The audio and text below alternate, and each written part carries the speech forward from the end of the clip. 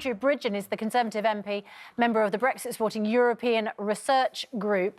Congratulations to you. Are you now going to get, do you believe, the Brexit that you have been campaigning for?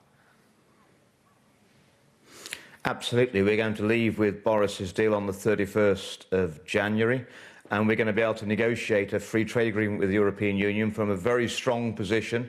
The Prime Minister's position is very secure with a large majority, and we're going to be able to run parallel negotiations with other countries, such as the United States, which will, again, strengthen our negotiating hand with the European Union. And do you believe that you can, or Boris can get, this comprehensive free trade deal with the EU in the time frame? Well, President Trump promised us a free trade agreement in 6 months. That may be optimistic, but with the European Union, for the first time, we'll be doing a free trade deal anywhere in the world with an entity where we've got complete regulatory equivalence. We are a member of the European Union currently for a few more weeks, so all our regulations are in line. It is a very straightforward free trade agreement to the point where we can say, well, we want tariff and quota free trade. What do you want tariffs on? And we'll obviously have to reciprocate with those. What do you do now as a party and a government to bring the country back together? I know that this has been characterised as a Brexit election, but a big percentage voted for parties that don't support Brexit outright. There is toxicity in the political atmosphere. We know a number of MPs stood aside because they were worried about personal abuse. Just because Boris has won with that mission to get Brexit done doesn't mean there aren't many, potentially millions of people who still think that Brexit is a bad idea for the UK. What should Boris do as a one-nation Conservative to heal those wounds? Well, democracy, Susanna, only really works when the losers accept the result.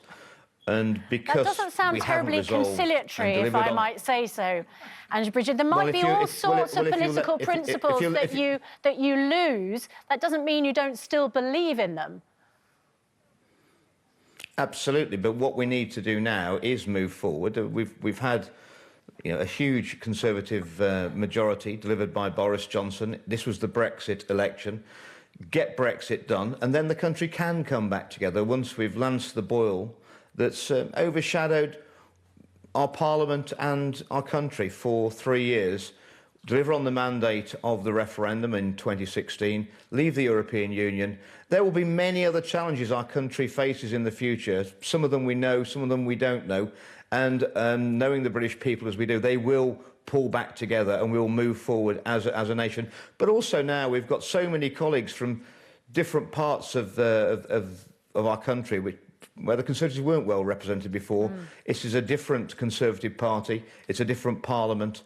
And I think the magnitude of the Conservative victory has not really sunk in even with me, and it probably won't until I'm sitting back on the green benches, on the government benches, with a lot of new faces surrounding me. Did you that's an interesting point, Andrew Bridgen. Did you have faith that the Conservatives could do what they did with those Labour Leave seats?